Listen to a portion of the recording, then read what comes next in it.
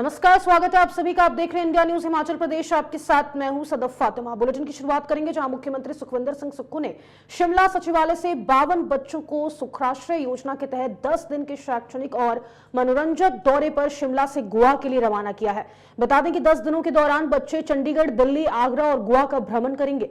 मुख्यमंत्री ने Volvo bus को हरी झंडी दिखाकर बच्चों को दौरे के लिए रवाना किया और शुभकामनाएं दी।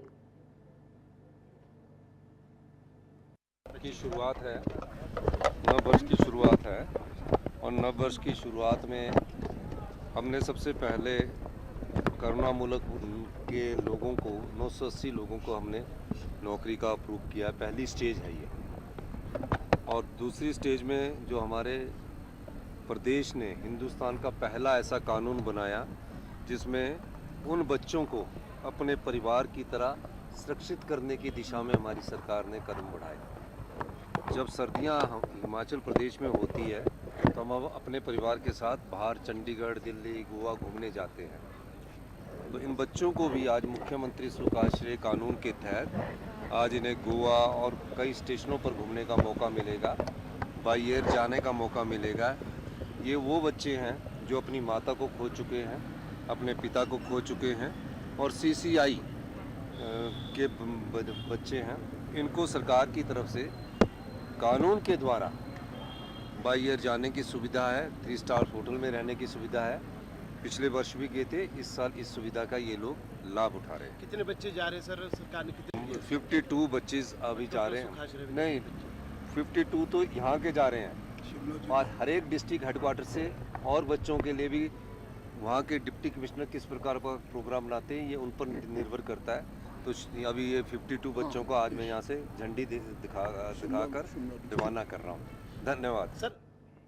मुख्यमंत्री ठाकुर सुखविंदर सिंह सुक्खू ने हिमाचल प्रदेश सहकारी दुग्ध उत्पादक प्रसंघ समिति यानी मिल्कफेड की अध्यक्षता करते हुए कहा कि प्रदेश के सभी दुग्ध संयंत्रों में दूध प्रापन और अन्य डेटा का ऑनलाइन रिकॉर्ड बनाया जाएगा। उन्होंने प्रसंघ की गतिविधियों को सशक्त करने के भी निर्देश दिए। उन्होंने कहा कि प्रसंघ के सभी उत्पादों में गुणात्मक मानक सुनिश्चित करने के समुचित उपायों का पालन किया जाए।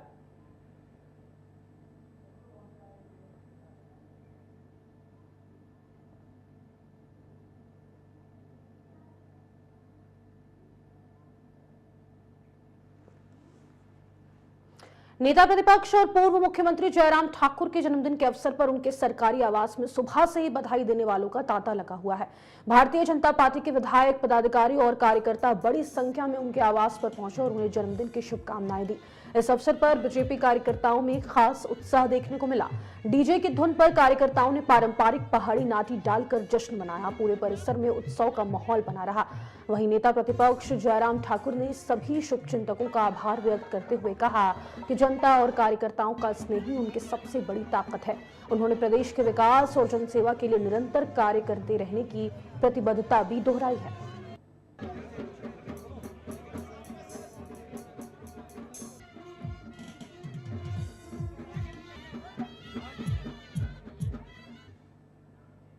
हिमुंडा के नए प्रस्तावित प्रोजेक्टों को लेकर सियासी बयानबाजी तेज हो गई है। तकनीकी शिक्षा मंत्री राजेश धर्मानी ने भाजपा नेताओं पर गंभीर आरोप लगाते हुए कहा कि वे सुनियोजित दुष्प्रचार कर जनता को गुमराह करने का काम कर रहे हैं। मंत्री ने कहा कि जनता को ठगने की राजनीति में भाजपा नेता माहिर है, जबकि सच्चाई यह है कि पूर्व भाजपा सरकार के कार्यकाल में प्रदेश की बेशकीमती जमीनों को कौड़ियों के दाम पर लुटाया गया। ठगने में झूठ बोलते हैं, प्रपंच रचते हैं, कोई पाखंड करेंगे, है ना, कई तरह के बहुरूपीय बनकर जो है लोगों को ठगते हैं। अभी हम देख रहे हैं कि जैसे जैसे चुनाव नज़दीक आएंगे वैसे वैसे अब गांव में जो है कई तरीके से गैर राजनीतिक, सो कॉल्ड गैर राजनीतिक तरीके से जो है लोगों को इकट्ठा करते हैं। मकसद जो है सीधा है, मकसद लोगों को ठगने का है इलेक्शन के लिए, लेकिन प्रपंच जो है कुछ न कुछ और रचेंगे। और ऐसे में ही हमने देखा क्योंकि एक उससे जुड़ी हुई चीज़ें हैं। अभी हिमुडा के बारे में जैसा कहा, ज़मीन अभी तक हिमुडा के नाम पे हुई नहीं और उससे पहले ही जो है कुछ लोगों के पेट में दर्द पड़ गई और उन्होंने जो है ये प्रचार करना शुरू कर दिया कि ये प्राइवेट बिल्डर को दे दी। हिमुडा ज़मीन प्राइवेट बिल्डर को नहीं देती है। हिमुडा ज़मीन देती है जिनकी हाउसिंग रिक्वायरमेंट है उसको पूरा करने के लिए, जिनको घर चाहिए। और इसमें विभिन्न श्रेणियाँ हैं। जो कमज़ोर वर्ग हैं, स्पेशल कैटेगरी के, जैसे फ्रीडम फाइटर्स हैं, गैलेंट्री अवार्डी हैं, उनको जो है अलग से जो है इसमें रिजर्वेशन रखी होती है। और पहले से ही इस सरकार के बनने से पहले से ही जो नियम है अलॉटमेंट के, उन्हीं के आधार के ऊपर आने वाले समय में भी अलॉटमेंट की जाएगी। और दूसरा मैं कहना चाहूँगा कि ये लगातार माइग्रेशन होती है, लोग एक जगह से दूसरी जगह बसते हैं। हिमाचल के लगभग 15,000 परिवार ऐसे हैं जो चंडीगढ़ की पेरिफेरी में जिन्होंने घर बना लिए, और ऐसे में जो है सरकार की चिंता वाजिब है, क्योंकि पैसा सारा जो है वो इन्वेस्ट हुआ हिमाचल से बाहर, तो लोगों की हम जो हाउसिंग नीड्स थी उसको फुलफिल नहीं कर पाए, इसका सीधा सा मतलब है। तो अब सरकार ने ये निर्णय लिया है। पिछले दिनों माननीय मुख्यमंत्री जी ने हमारी जब रिव्यू मीटिंग ली और उसके बाद उन्होंने फिर अधिकारियों को निर्देश दिए कि चंडीगढ़ के आसपास जो हमारी बाउंड्री जहाँ लगती है पंजाब हरियाणा चंडीगढ़ के साथ, वहाँ पे हम एक नया शहर बसाएं। और ऐसा ही जो पंचकूला के साथ जहाँ हमारी बाउंड्री लगती है वहाँ पे एक शहर बसाएं।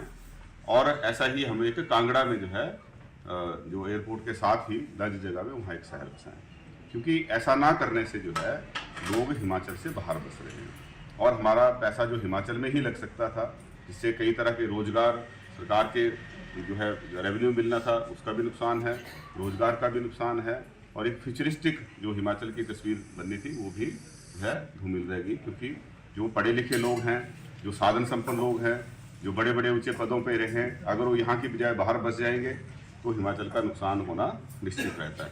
तो इससे बचने के लिए भी हमने ये स्कीम बनाई है। और जो भाजपा के नेता जिन्होंने ये प्रश्न उठाए, हम उनसे भी पूछना चाहते हैं कि आप गांव छोड़ के क्यों शहर में बस गए? अगर शहर में बसना इतना गलत चीज़ है, शहर बसाना इतना गलत चीज़ है, आपने शहर छोड़ के गांव छोड़ के शहर में क्यों घर बना लिए? दूसरा हम पूछना चाहते हैं कि भारत सरकार ने जो चैलेंज फंड शुरू किया, जिसमें विभिन्न प्रदेशों से नए शहर बसाने के लिए जो है ऑफर मांगे, और उसके लिए जो है उन्होंने 500 करोड़ रुपए तो हिमाचल को देने का वायदा किया है। हालांकि अभी मिला नहीं है, लेकिन पहले से ही उन्होंने ऑफर किया है कि हम नया शहर बसाने के लिए आपको 500 करोड़ रुपए देंगे, आप ऑफर भेजो। और लगभग अलग अलग ऑफर जो है, पीछे टीसीपी को भी एक ऑफर आया कि आप ये संशोधन करो, आप एफआईआर बढ़ाओ, हम आपको 400 करोड़ देंगे, हमें 400 करोड़ रुपए मिला। अभी हमें और उन्होंने आया कि हम आपकी एक अच्छी सिटी बसाओ, छोटी सिटी बसाओ, उसके लिए हम 150 करोड़ रुपए देंगे। तो भारत सरकार इंसेंटिव दे रही है, और भाजपा के जो यहाँ प्रदेश के नेता हैं, ये अपने चुनावी फायदे के लिए, लोगों को ठगने के लिए, लोगों को गुमराह करने के लिए जो है सोशल मीडिया और डिजिटल प्लेटफॉर्म की आड़ में पनप रहे साइबर अपराधों पर कड़ा शिकंजा कसते हुए हमीरपुर सदर पुलिस ने वर्ष 2022 के एक संवेदनशील साइबर ब्लैकमेलिंग मामले का खुलासा किया है। इस मामले में पुलिस ने वीडियो कॉल के जरिए अश्लील वीडियो बनाकर एक 60 वर्षीय बुजुर्ग को लंबे समय तक मानसिक रूप से प्रताड़ित कर लाखों रुपए की उगाही करने वाले आरोपी को गिरफ्तार कर लिया है।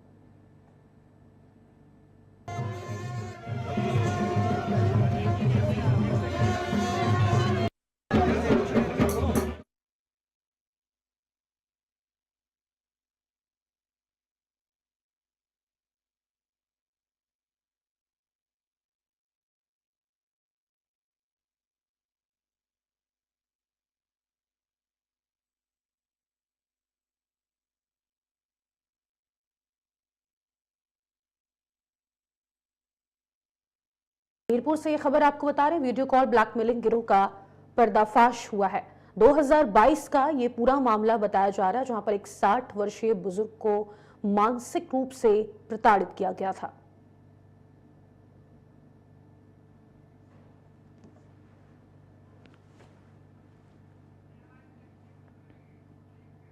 हिमाचल प्रदेश के धर्मशाला स्थित गवर्नमेंट डिग्री कॉलेज की छात्रा पल्लवी की मौत को लेकर एबीवीपी के कार्यकर्ताओं ने जमकर प्रदर्शन किया। बता दें कि प्रदर्शनकारियों ने जमकर नारे लगाए, इसके साथ ही चेतावनी देते हुए कहा कि पल्लवी को जल्द से जल्द इंसाफ मिलना चाहिए, नहीं तो यह प्रदर्शन और उग्र होगा। मैं वैष्णवी नगर मंत्री, जैसा कि आप सभी जानते हैं कि हमने यहाँ पे धरना प्रदर्शन दिया। हमारी बहन पल्लवी को न्याय मिलना चाहिए, जैसे कि उसकी ही सहपाठी, उसके ही दोस्त जिसे हम मित्र कहते हैं, उसने ही उसकी रैगिंग करी। उसके शिक्षक जिसे हम गुरु समान मानते हैं, उसने उसे प्रताड़ित किया। उसके साथ उसने बहुत ही बदसलूकी की, उसको मानसिक तनाव दिया। हम उसी के लिए यहाँ पे एकत्रित हुए थे। हम चाहते हैं कि उसके लिए न्याय हो। हम हम चाहते हैं कि उसको न्याय मिले। अगर ये प्रदेश भर में न्याय नहीं मिला तो हम इसे उग्र जागरूक करेंगे। अगर पल्लवी को न्याय नहीं मिला तो प्रदेश सरकार आप सुन लीजिए, हम इसके खिलाफ उग्र आंदोलन करेंगे। हमें पल्लवी के लिए न्याय चाहिए। धन्यवाद। मैं Devare Dadu ABVP campus president GPGC Bilaspur. आज हम सब ABVP के कार्यकर्ता जो हिमाचल को शर्मसार करने वाली दुर्घटना धर्मशाला में घटित हुई, हमारी बहन पल्लवी जो कॉलेज प्रशासन, धर्मशाला पुलिस प्रशासन व प्रदेश सरकार की लापरवाही से आज हमारे बीच में नहीं है। हमारी बहन 2 महीने तक जीवन और मृत्यु की कड़ी जंग लड़ती रही और अंत में हमारी बहन की मृत्यु हो गई। ये कोई नेचुरल डेथ नहीं, ये इंस्टीट्यूशनल मर्डर है। हमारी बहन को न्याय नहीं मिला है। हमारा अखिल भारतीय विद्यार्थी परिषद का प्रदेश सरकार से मांग है कि जल्द से जल्द आरोपियों को कड़ी से कड़ी सजा दी जाए और निपक्ष किसी भी पक्ष में अपना कार्रवाई नहीं की जाए, निपक्ष हमारी कार्रवाई की जाए और हमारी बहन को न्याय दिया जाए। भारत इसमें मौजूद है हम हिमाचल प्रदेश जिला बिलासपुर में जो आज जो है धरना प्रदर्शन किया गया। ये क्यों किया गया, क्या कारण रहा, आइए हम जानते हैं ABVP के छात्रों से। जी सबसे पहले तो आपका इंडिया न्यूज़ का स्वागत है। आपका क्या नाम है? मेरा नाम वैष्णवी है, मैं नगर निगम हूँ। तो क्या कारण रहा आज जो धरना प्रदर्शन किया गया है, क्या कहना चाहिए?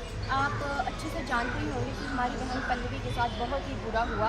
हमारा प्रशासन कहाँ सोया है? हमारे प्रशासन ने इस पर बिल्कुल भी निंदा नहीं किया। हम इस बात पर निंदा करते हैं कि वो पल्लवी के ऊपर इसकी छानबीन करे। वो प्रशासन सोया नहीं रह सकता है। हम चाहते हैं कि पल्लवी के ऊपर बात की जाए, उसकी बात उजागर हो। तो आगे का क्या है, किस तरह से रहेगा आपका इस तरह से पल्लवी के मामले को लेकर ये सारे पूरे हिमाचल में चल रहा है? तो आज आप अगर हमारी आवाज़ प्रदेश सरकार ने नहीं सुनी तो हम प्रदेश भर में उग्र आंदोलन करवाएंगे, जिसके चलते हम प्रदेश भर के अखिल भारतीय विद्यार्थी परिषद के सभी छात्र इसमें सम्मिलित होंगे। जी आप अपना नाम बताएं। वंदे मातरम साथियों, मैं देवारे डाडू ABVP इकाई अध्यक्ष GPGC बिलासपुर।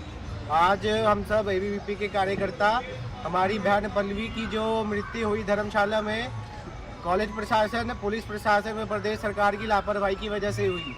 हम कड़ी निंदा करते हैं सभी प्रशासन की कि हमारी बहन 2 महीने तक लंबी जंग हॉस्पिटल में लड़ती रही, मृत्यु और जीवन की, और अंत में शी लूज, वो मृत्यु को भगवान के पास चली गई।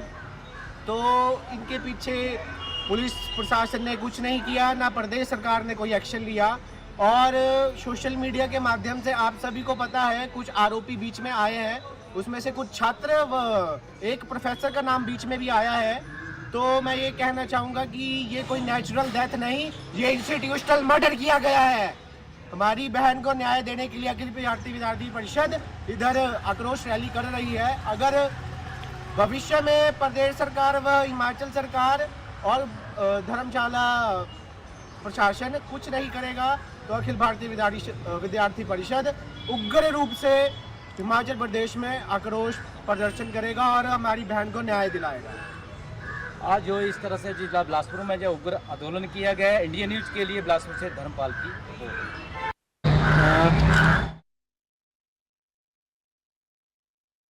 धर्मशाला कॉलेज छात्रा की मौत पर अब ABVP कार्यकर्ताओं के द्वारा लगातार रोष व्यक्त किया जा रहा है। उनका कहना है कि जल्द इंसाफ मिलना चाहिए, नहीं तो उग्र प्रदर्शन होगा।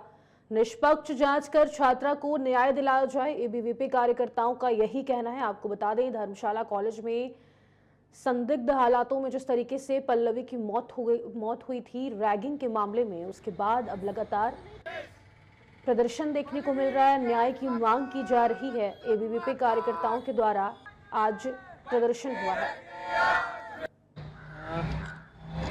नारा हो जाएगा। आपको बता दें, फैक्ट फाइंडिंग कमेटी भी इस वक्त जांच कर रही है और 3 दिनों के जांच के बाद रिपोर्ट हिमाचल सरकार को सौंपा जाएगा।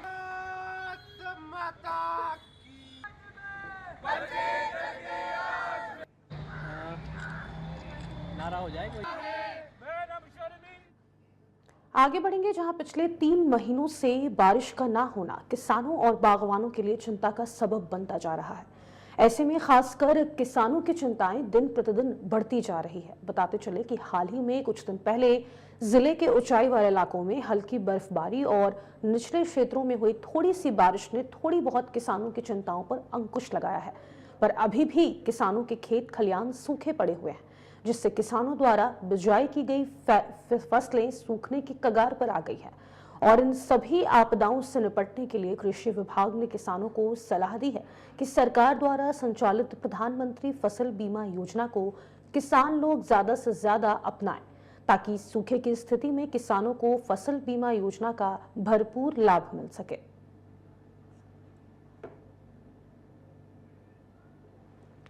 किसानों और बागवानों के लिए आपको बता दें, चिंता बढ़ चुकी है। बारिश ना होने के कारण अब खेत खलियान सूखने लगे हैं।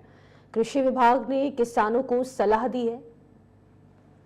आपको बता दें, लगातार जिस तरीके से बारिश नहीं हो रही है उसकी वजह से अब जो किसानों की फसलें हैं उन पर सूखने का खतरा लगातार मंडरा रहा है। बारिश ना होने के कारण खेत खलियान सूख चुके हैं। किसानों और बागवानों के बीच इस वक्त चिंता लगातार देखने को मिल रही है। आपको बता दें, कृषि विभाग ने किसानों को सलाह दी है कि प्रधानमंत्री की तरफ से फसल बीमा योजना को जिस तरीके से लागू किया गया था उसको ज्यादा से ज्यादा अपनाया जाए। भूपेंद्र सिंह, उप निदेशक कृषि चंबा। मैं सभी किसान भाई बहनों से ये निवेदन करूंगा, क्योंकि अभी जो किसान भाइयों ने चंबा जिला में जो गेहूं या जौ या अन्य जो हमारे सब्जियां हैं उनकी जो खेतीबाड़ी करी है, तो जो गेहूं की सोई जो किसानों द्वारा जो ड्राई उसमें करी गई थी, क्योंकि ड्राई स्पेल काफ़ी लंबा चला। अभी हाल ही में पिछले हफ्ते बारिश भी हुई, लेकिन वो इतनी ज़्यादा नहीं हुई है।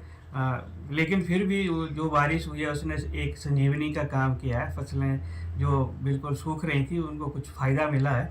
तो मैं किसान भाइयों से निवेदन करूंगा कि भविष्य में भी अगर जब आप जैसे आप आलू की फसल मेरे किसान भाई बहन लगाएंगे, तो मैं चाहूँगा कि फसल लगाने के साथ साथ वो प्रधानमंत्री फसल बीमा योजना में भी आलू का बीमा करवाएं, जो कि 31 जनवरी 2026 तक उसकी तिथि है। उस जो नज़दीकी अपना लोक मित्र केंद्र है वहाँ पे जाके आप किसान भाई बहन जो आलू की फसल का बीमा कर सकते हैं, या जो कंपनीज जो हैं इस कार्य के लिए उनको जो डेजिग्नेट किया हुआ ऑथराइज की हैं उनसे संपर्क कर सकते हैं किसान भाई बहन, या फिर हमारे जो भी कृषि कार्यालय हमारे जो अधिकारी हैं उनसे संपर्क करें और 31 जनवरी 2026 तक अपना आलू की फसल का बीमा करवाएं। यदि भविष्य में अगर आलू की फसल को कोई नुकसान पहुंचता है तो सरकार जो उसकी भरपाई कर सकती है। धन्यवाद। धर्मशाला कॉलेज की छात्रा की मौत मामले में एबीवीपी ने डीसी कार्यालय के बाहर धरना प्रदर्शन किया। इस दौरान छात्रा को न्याय दिलाने के साथ निष्पक्ष जांच की मांग उठाई गई। एबीवीपी के प्रदेश मंत्री नैन्सी अटल ने कहा कि कुछ दिन पहले धर्मशाला कॉलेज की छात्रा पल्लवी की दुखद मौत पर न्याय की मांग को लेकर परिषद धरना प्रदर्शन कर रही है। पूरे प्रदेश में कानून व्यवस्था को सुदृढ़ करने के लिए एबीवीपी द्वारा धरना प्रदर्शन किया जा रहा है। इस मामले दुखद मौत पर एबीवीपी कार्यकर्ताओं के द्वारा धरना प्रदर्शन किया गया। आपको बता दें, छात्रा की दुखद मौत पर लगातार न्याय की मांग की जा रही है। एबीवीपी का कहना है निष्पक्ष जांच कर छात्रा को न्याय दिलाया जाए। उपायुक्त कांगड़ा कार्यालय के बाहर धरना प्रदर्शन किया गया है। एबीवीपी कार्यकर्ताओं के द्वारा लगातार छात्रा को न्याय देने की मांग की जा रही है। नमस्ते, नैन्सी अटल, अखिल भारतीय विद्यार्थी परिषद हिमाचल प्रदेश प्रदेश मंत्री। आप पीछे जो धरना चला हुआ देख रहे हैं उसमें हम जो कुछ दिन पूर्व एक पल्लवी जो धर्मशाला कैंपस में पढ़ रही थी उसकी जो दुखद मृत्यु हो जाती है उसी को न्याय दिलाने के लिए आज विद्यार्थी परिषद सड़कों पे उतरी है। पूरे हिमाचल प्रदेश में ये धरने प्रदर्शन कर रहे हैं ताकि जो हमारी कानून व्यवस्था को सुदृढ़ किया जाए, जो कि इतना डिले हो रहा है इस मामले में। हम देखते हैं कि मानसिक उत्पीड़ना उस छोटी बच्ची को सहनी पड़ी, वो बच्ची ही थी एक 19 वर्षीय, तो उसको सहनी पड़ी। ऐसी कोई और पल्लवी ना हो और ये मामले यहीं पर रुक जाए, इसीलिए आज विद्यार्थी परिषद धरना प्रदर्शन कर रही है और हमारी बहन पल्लवी को न्याय मिले। लगता नहीं इसमें नया मोड़ भी आ सकता है? देखिए बातें सामने आई है, जी। पुलिस की जांच होनी है, उससे पहले ही इतने सारे प्रदर्शन हो रहे हैं, क्या लगता है कि आपको ये? पुलिस जांच कर रही है और निष्पक्ष जांच पुलिस करेगी। हम भी विद्यार्थी परिषद का भी यही कहना है कि निष्पक्ष जांच हो और कोई भी दोषी हो उसको कड़ी से कड़ी सजा मिलनी चाहिए। देखिए, अभी हाल ही में हम सभी के सामने जो एक घटना पूरे हिमाचल प्रदेश को जो शौकित करने वाली, शर्मसार करने वाली घटना, वो ऐसे हमारे क्षेत्र धर्मशाला से आती है कि एक जो छात्रा जो अपनी मानसिक प्रताड़ना जो सहन करती है, उसके ट्रॉमा से उस छात्रा की जो है उसका देहांत हो जाता है। और ऐसा मामला ये सामने में देखने आया है कि वो छात्रा है, वो रैगिंग या किसी अन्य कारण के कारण जो बता रही थी अपने वीडियो में, उसकी मौत हुई है। लेकिन हम देखें कि विद्यार्थी परिषद आज पूरे प्रदेश भर में ऐसा जो स्टेट कॉल है वो धरना प्रदर्शन कर रही है। विद्यार्थी परिषद की यही मांग है कि इस मामले में निष्पक्ष कार्रवाई जो होनी चाहिए और जो भी दोषी करार इस मामले में पाया जाता है उन्हें कड़ी सी कड़ी सजा दी जाए। वही सच्ची श्रद्धांजलि जो है वो बहन पल्लवी को होगी और विद्यार्थी परिषद की संवेदनाएं उस बहन के परिवार के साथ हैं और जो दोषियों को है जो जल्द से जल्द कड़ी कार्रवाई के तहत सजा मिले, ऐसी विद्यार्थी परिषद की मांग है। इसलिए विद्यार्थी परिषद आज धरना प्रदर्शन कर रही है। हिमाचल प्रदेश के अधिक ऊंचाई वाले इलाकों में हल्की बर्फबारी के आसार हैं, जबकि मैदानी क्षेत्रों में सुबह 10 बजे तक कोहरे की चेतावनी दी गई है। इससे सर्दी कोल्ड अटैक बढ़ेगा। प्रदेश के 5 शहरों में पहले ही न्यूनतम तापमान माइनस में चला गया है। कोहरा और बर्फबारी से तापमान में और गिरावट आएगी। बात करें मौसम की तो आईएमडी के अनुसार खासकर 6 जनवरी तक ऊंचाई वाले क्षेत्रों में बर्फबारी की संभावना है, जिसमें लाहौल स्पीति, किन्नौर, चंबा, कांगड़ा और मंडी के ऊंचाई वाले क्षेत्रों में बर्फबारी की संभावना जताई गई है। ऐसे में देखा जा रहा है आज भी अधिकांश क्षेत्रों में ठंडी हवाएं चल रही है, जिससे जो तापमान में काफी गिरावट दर्ज की गई है। कुछ क्षेत्र ऐसे हैं जहां पर हिमालय बिंदु के आसपास तापमान है। इसके अलावा अगर हम बात करें पर्यटक नगरी शिमला की तो खासकर जिला शिमला, हाटूपीक, नालदेहरा, कुफरी लगातार पर्यटकों की संख्या काफी ज्यादा इजाफा देखने को मिल रहा है। मैं अपने सहयोगी से चाहूंगा कि कुछ यहाँ की तस्वीरें दिखाई जाए। जिस तरीके से आप देख सकते हैं कि ऐतिहासिक रिज मैदान पर भारी संख्या में यहाँ पर जो पर्यटक है वो घूमने आ रहे हैं और खासकर जिस तरीके से आईएमडी ने अगर देखा जाए जो 7 जिलों के लिए कोहरे के अगले 4 दिन तक कोहरे का येलो अलर्ट जारी किया है, जिसमें ऊना, बिलासपुर, हमीरपुर, मंडी, कांगड़ा, सोलन और सिरमौर जिला में देर रात और सुबह 10 बजे तक कोहरे की विजिबिलिटी कम होगी। इससे गाड़ी चलाते वक्त ड्राइवर को परेशानी होगी और ऐसे में गाड़ी चलाते वक्त सावधानी बरतने की नीति निर्देश जारी किए गए हैं। कुल मिलाकर जो देखा जा रहा है, अगर हम बात करें हिमाचल प्रदेश के अधिक ऊंचे इलाकों में जो आज भी हल्की बर्फबारी के आसार है, जबकि मैदानी इलाकों में सुबह 10 बजे तक कोहरे की चेतावनी दी गई थी। और वहीं आईएमडी के अनुसार जिस तरीके से 6 जनवरी तक जो प्रदेश में जो मौसम है वो खराब बना रहेगा। लेकिन जिस तरीके से हम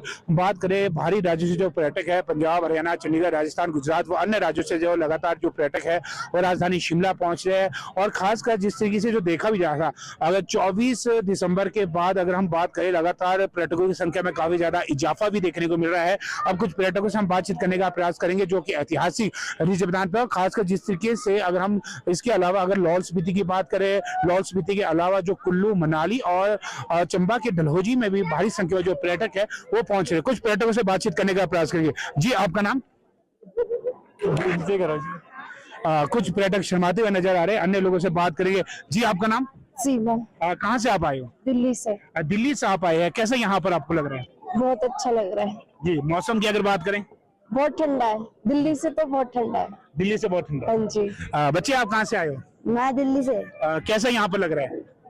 ठंडा ठंडा ठंडा लग रहा है। क्या कहना चाहेंगे जो लोग हमें देख रहे हैं? तो देख रहे हैं ना आपको, मतलब मैं कह रही हूँ आप आके एक बार देखिए, बहुत अच्छा है यहाँ पे। बहुत अच्छा है वैसे, आके बहुत अच्छा है। आपसे भी जानना चाहेंगे कैसा आपको लग रहा है? कहाँ से आप आए हैं? दिल्ली से आए हैं। और कैसा आपको यहाँ लग रहा है? अच्छा लग रहा है। आगे देखा जाए भले यहाँ पर बर्फबारी नहीं हो रही है, क्या बर्फबारी की भी इच्छा थी आपकी देखने? हाँ वो तो थी, सबको ही होती है वो तो। जी हाँ। शिमला के बाद किसी अन्य पर्यटक नगरी भी जाएंगे आप? हिमाचल प्रदेश के अन्य स्थानों पर भी जाने का प्लान है? नहीं, वहाँ तो हम घूम के आ गए, शिमला ही रहता था हमारा बस। मनाली फिलहाल आप देख सकते हैं कि भारी संख्या यहाँ पर पर्यटक है और बर्फबारी ना होने के चलते जरूर मायूस नजर आ रहे हैं। अन्य पर्यटकों से भी हम बातचीत करने का प्रयास करें। जी, कहाँ से आप आए हैं? राजस्थान। राजस्थान से आए। कैसा यहाँ पर आपको लग रहा है? बहुत अच्छा, व्यू अच्छा है। जी, क्या कहना चाहेंगे जो दर्शक हमें देख रहे हैं? घूमने फिरने के लिए आओ और एंजॉय करो। एंजॉय करो। जी भाई साहब, आपका नाम?